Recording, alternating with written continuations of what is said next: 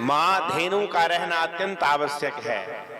जिस दिन इस धरती से गाय चली जाएगी ना, उस दिन जीना दुश्वार हो जाएगा मानव का। जिस दिन गोमाता इस धरती से समाप्त हो जाएगी, उस दिन हम आप भी नहीं रहेंगे। इस बात को त्रिवाचा सत्य मानिए आप। आज जो उपेक्षा हम लोगों के द्वारा गौ माता के हो रही है, उसी उपेक्षा के कारण हमारे घर में बुजुर्गों का अपमान, ये जो इतने बड़े बड़े रोग, cancer, diabetes, blood pressure, sugar, ये जितने खतरनाक बीमारी सब आ रहे हैं, कोरोना, ये सब गौ माता के अपमान का ही कारण है। देखो, हम अपने खेत में खाद्य पदार्थ डालते हैं, रासायनिक पदार्थ डालते हैं, तो वैसा ही अन्न उपजता है। वो अन्न जब हम खाते हैं तो हमारे पेट में गैस बन जाता है, हमारा शरीर रोगग्रस्त हो गया, हमारी काया स्वस्थ नहीं रही।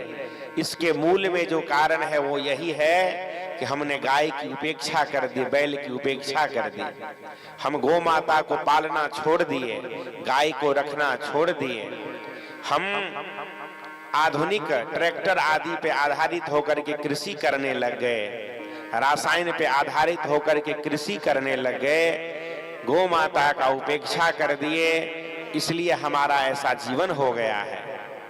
आप सब कथा सुने होंगे, राजा दिलीप को बेटा नहीं हो रहा था, तो उनके जो कुल गुरु वशिष्ठ जी थे, वो वशिष्ठ जी बताए कि तुम नंदी की सेवा करो, नंदी की सेवा करने से तुम्हें पुत्र प्राप्त होगा।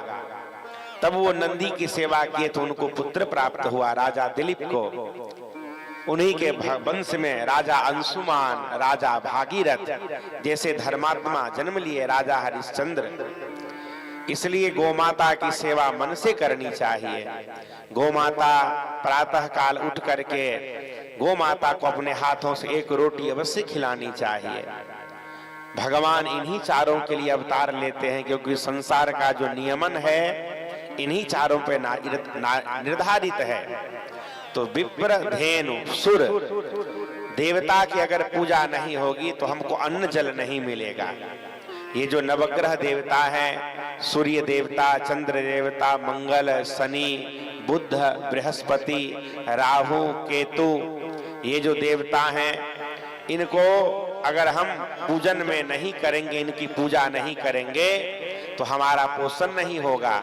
लोग कहते हैं ना, इसके विधाता बाम हो गए, तो इसलिए विधाता बाम हो जाता है कि हम देवता की पूजा नहीं करते। कल की कथा में मैंने आप सबसे कहा था कि वर्ष में एक बार अपने गांव आया करिए, अपनी कुल देवी की पूजा करिए, अपने कुल देवता की, बाबा डिहबार की, धर्मराज जी की, जो अपने ठाकुर जी हैं उनको मनाइए, अपने सारी की आंचल फैला के उनसे प्रार्थना करिए कि हमारे परिवार की कुशलता आपके चरणारविंद की सेवा करने में ही निहित है। हे मां भगवती, हमारे वंश की रक्षा करना, परिवार की रक्षा करना। तो इसलिए देवता की पूजा करना अत्यंत आवश्यक है।